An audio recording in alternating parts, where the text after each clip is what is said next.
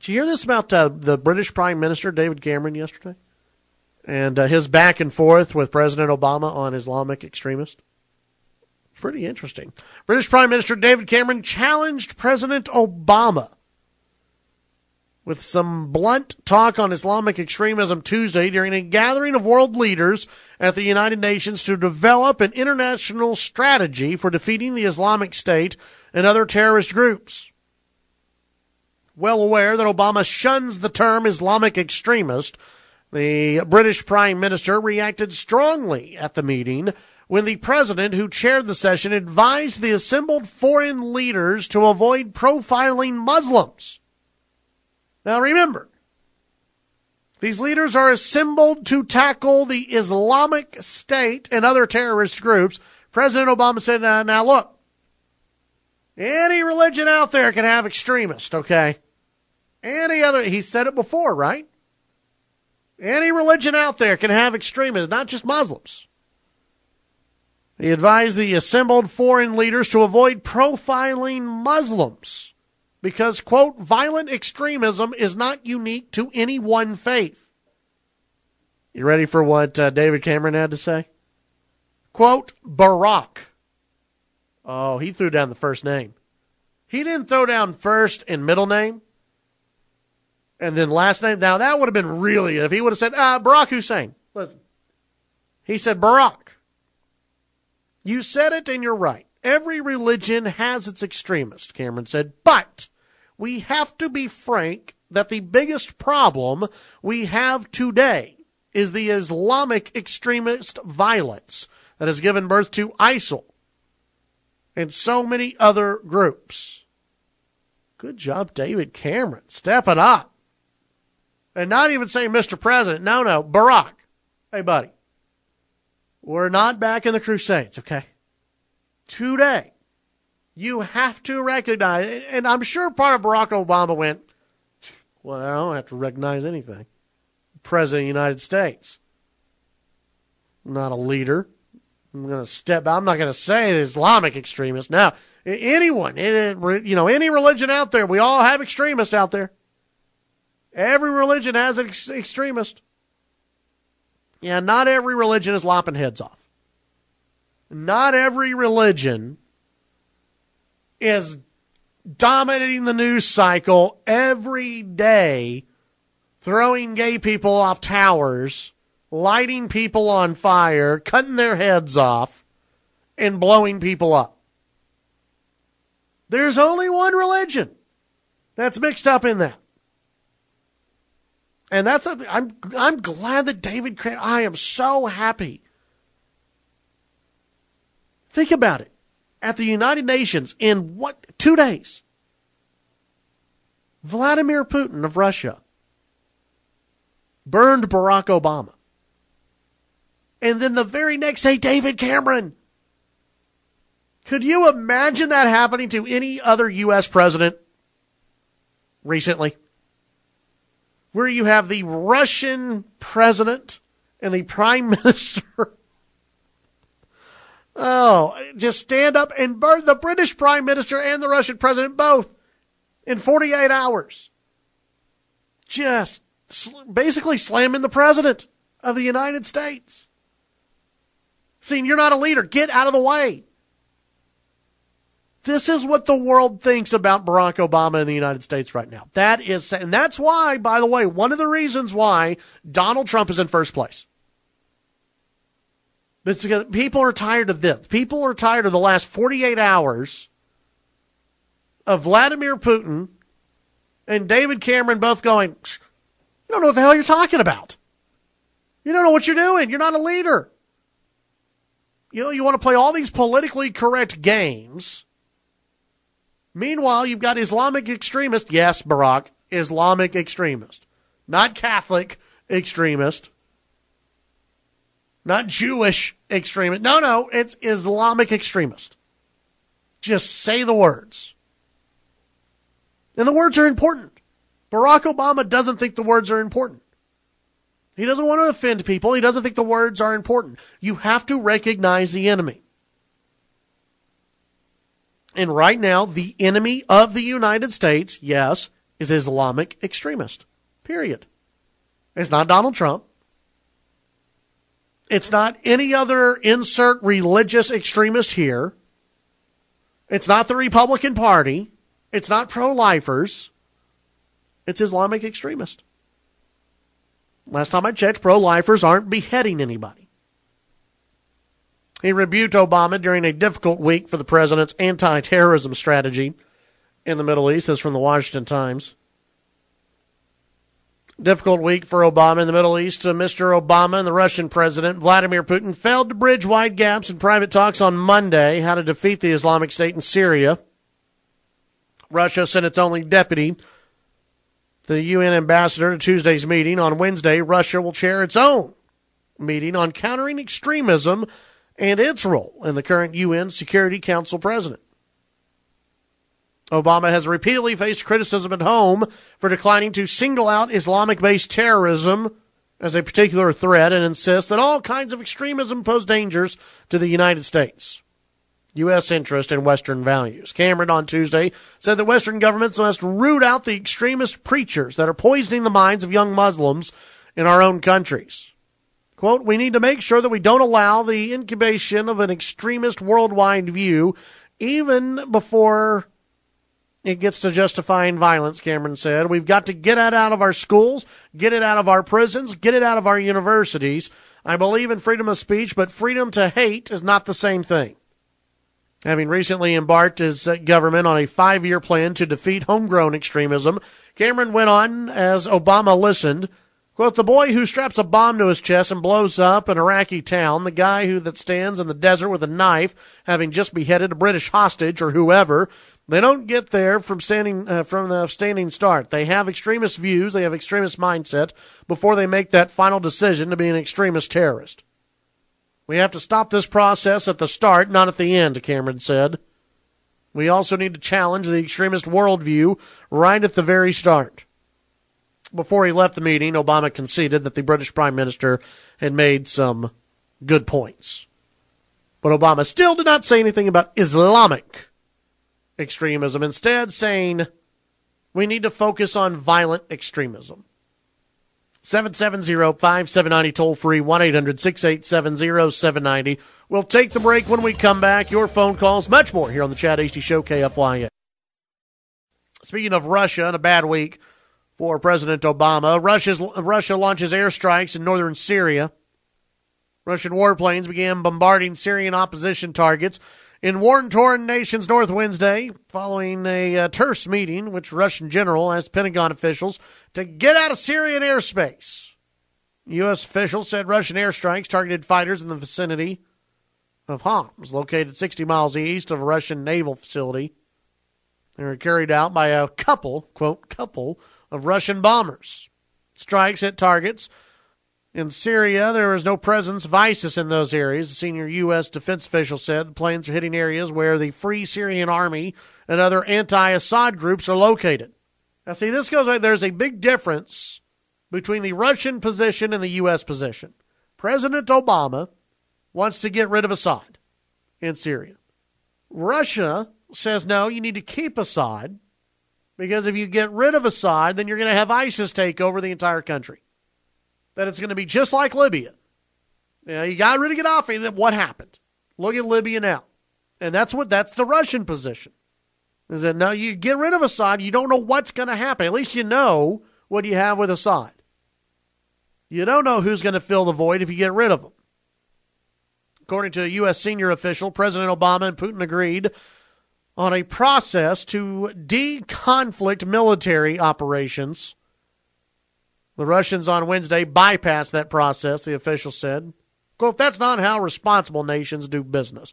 See, President Obama has this attitude, and it's carried now over to foreign policy, where we're going to hold ourselves at this elitist, and we're going to say, well, the world doesn't do this anymore.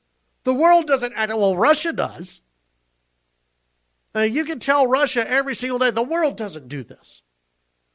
Russia does. Russia's not playing by your rules. And why? It's because they have no fear of the United States. There is no leadership. I don't think Russia would be doing this under a President Mitt Romney. Do you? Remember, it was Romney who said, Russia's still our enemy here, folks. Geopolitically, Russia is still an enemy. And the Democrats and the liberals, MSNBC, all these folks are going, oh, look at Mitt Romney. He's still stuck back in the Cold War. Oh, look, he's so stupid. He doesn't understand who our enemy is. No, it's President Obama who doesn't get it. It's the liberals who haven't understood what's been going on. And there's been a leadership vacuum. So, the U.S. isn't showing any leadership whatsoever. So who's going to fill that? It's going to be Russia. Russia's going to fill that void. The development came after Pentagon officials in a development first reported by Fox. Russia signed an official request from Russia to clear space over northern Syria, where Moscow said it intended to conduct airstrikes against ISIS on behalf of Assad. The Russian general, who used the word please in his request, said, if you have forces in the area, we request they leave. I guess he said please then afterwards. Now, the United States did not clear the area. But this is something to watch in Syria between Russia and the United States. And you have a leader in Vladimir Putin who sees a weak presidency. And he knows right now, I think Vladimir Putin's smart. He looks over at this election that's coming up, and he may be thinking, okay, it may not be President Trump, but if it's President Rubio, President Cruz, President Carson, whatever, they're going to show a lot more leadership than Obama. A hell of a lot more leadership. So I better get what I can get now. I better throw my weight around right now before a Republican's elected. And that's exactly what Russia's doing. We'll take the break here on the Chad Hasty Show, 790 KFYO. Let's go to the phones and take your phone calls, 770-5790, toll-free, 1-800-687-0790. Hello, Lee. You're on KFYO. Good morning. I was pleasantly surprised. I was shocked to wake up and hear that we had another Cold War going on. I'd just like to make a couple of comments. Putin will never leave Syria or the Middle East. He's getting all his little ducks in order. He's going to stay there, but it's going to have a lot of consequences for us, mostly to do with the resource that we need. It's oil. And he's going to stay there because he looked the president again in the eye and realized that he was a weak man and didn't understand what was really going on. Yeah. When President Bush left, and all the liberals say, well, we should have never gone. Well, we did. And when President Bush left, was Iraq stable? Yes, it was. It wasn't really what we wanted, but the Middle East was pretty much under control. We had the people that were in power were controlling it. We didn't have people running around cutting people's heads all the time or burning Christians or murdering Christians all over the place. And since Obama and this Islamic spring, whatever it was, happened, everything has gone downhill. God help us. We have to get some more people up in power that understand that there's people out in the world that mean us harm, that want to take us out. And Putin is one of them.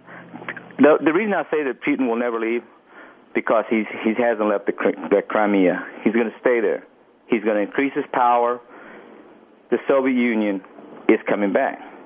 So therefore, we have to build our military up and increase our power. Otherwise, we're always going to be in danger, in more danger than what we are now. Well, and as I brought up earlier, I think that Vladimir Putin recognizes, obviously, there's a presidential election. He pays attention to U.S. politics, and he knows there's a very good chance that a Republican wins and that a strong Republican wins, and he won't have as much free reign as he has right now. You're exactly right. He is taking advantage of what he can right now. He's like the bully on the schoolyard that says, well, I'm going to go take care of this right now before things change. And that's exactly what he did. He looked Obama in the eye again. Remember, Obama told him, well, I'll be more flexible to help you once I'm reelected. I didn't know he meant he was going to bend over for him. But that's pretty flexible. That's pretty flexible. That's pretty flexible, Yeah. and he's done it. But all kidding aside, I think it's going to have a lot of very serious consequences for us, and I don't think none of them are any good. I mentioned to your call screener, if I was a forward-thinking person, I would invest in the pipeline, the oil pipeline, and in oil again, because I think it'll start spiking up again. Yeah. All right, Lee, thank you very much. Thank you, bye. Have a good one. Donald Trump, by the way, he was asked about Vladimir Putin. This from the Washington Times. Republican presidential frontrunner Donald Trump says Russian President Vladimir Putin deserves an A for leadership, which Trump says comparatively better than where President Obama is standing. Quote, I think in terms of leadership, Putin's getting an A. Our president not doing too well. They did not look good together, Trump said on Fox News on the O'Reilly Factor Tuesday evening. Obama said that Mr. Obama and Putin met Monday at the United Nations General Assembly. Quote, Putin is now taking over where we started. He's going into Syria, and frankly, he wants to fight ISIS. I think it's a wonderful thing, Trump said, referring to the Islamic State terrorist group. Host Bill O'Reilly said once Putin goes in and fights the group on behalf of Syrian President Bashar al-Assad, Putin runs Syria. He owns it. He'll never get out. Trump said, it's fine by me. I mean, we can be in Syria. Do you want to run Syria? Do you want to own Syria? I want to rebuild our country. So that's where Trump stands on it. Here's the thing. I don't think we need to run Syria, but I definitely don't want the Russians running things. There's got to be a middle here where the United States takes on the leadership role. And I know that scares people, and so we don't need to be the world's police. It's not necessarily what I'm talking about. Just, you've got a weak president, and Vladimir Putin's going to do all he can do until you have a new president elected and sworn in. Let's go to the phones real quick before the break. And Ricky, you're on KFYO. Hey, good morning, Chad. Thanks for having me on. I was just listening to that gentleman ahead of me. And, there's just a whole lot more to Bush going in Iraq. You got to remember, everybody in the world thought Saddam had those missiles. And we voted on it. It was voted on unanimously by all Republicans. The Democrats were crying because they didn't show that they were on the ballot voting for it. So they had to have a redo. They wanted a redo. They wanted to show the American people that they were on board with the Republicans on going into Iraq. Now everybody develops amnesia and they don't remember all that. George Bush went in there, and you got to remember, our politicians, every time we go into a military situation, they control what's going on, and they'll pull the rug out from under them, like what happened in Iraq. What's happening there now, pulling our troops out, We pulled the rug out from under our troops. Same thing that happened in Vietnam. We were so close to victory there. We wouldn't have this problem with the Chinese had we finished in Vietnam. Same thing in Iraq. Afghanistan, they're pulling the rug out. Now, look, they took all the country over. What did all them soldiers die for? For what? To have Obama come in and give the farm away? It's ridiculous, and people don't remember that. Yeah. Everybody in the world thought Saddam Hussein had those WMDs. Everybody. That's why they went in there. Look at all the countries that were on board with George Bush for him to go in there, and they all formed a coalition. He had more people come together in the world to go into that country and demolish it. Why don't they let our soldiers go in there, do what they got to do? Don't worry about who, what gets killed or whatever. Let's just do the job and pull them out. And we don't need to bring our soldiers back and hold them on trial for any crime or whatever. If they just let them do the job and quit holding them back. That's where all the problems start, because we hold our soldiers back. You think they don't get pissed if they're out there and they got to go knock on the door, leave a leaf tip, that we're going to come back in 2 days and search the home? Yeah. You think that doesn't piss them off? It's ridiculous how we treat our military today. Unbelievable. But thank you, Chad, for everything you do, man. Hey, thanks, Ricky, for calling in. Appreciate it. No problem, sir. Have a good one. We'll take one more before the break. Steve, you're on KFYO. Good morning, Chad. Hello, Steve. Well, I kind of like that bending over, except you really should have been bent over and grabbed the ankles. That would have been a little bit more. That's a little more better flexible. word picture. A little more flexible. Yeah. Yes. I actually look at every time now that I listen to Barack speak, it's almost like listening to Urkel. And imagine him with his pants pulled up and with his riding helmet on, and riding his sissy bike, and then trying to lead off that sissy bike. I mean, if you just put that picture into place, that really pretty much says what kind of a leader we have. And I'm not saying that. Well, I am saying it to be disrespectful, because I'm really quite tired of it. Every time I think about Obama and leadership, you know what? I remember the video of him lifting weights, and the 5 pound dumbbells that he was like, oh yeah, woo! I mean, it was the 5 pound girl weight. Oh, the 5 pound girl weight. Oh, it was just it was just. I don't even know if they were 5 pound. It might have been 3 pounders. I don't know, but that's what I think about every single time. We don't need it, and it's not that we want a bodybuilder. It's. I'm not trying to demoralize him or actually put him down as being less of a man, but I'm trying to think of another leader that we had that just literally laid down. Jimmy Carter even actually was more of a man than our current president, and that's really sad to say. Anyway. All right, Steve, have a good one. Thanks a bunch. Have a good one out there.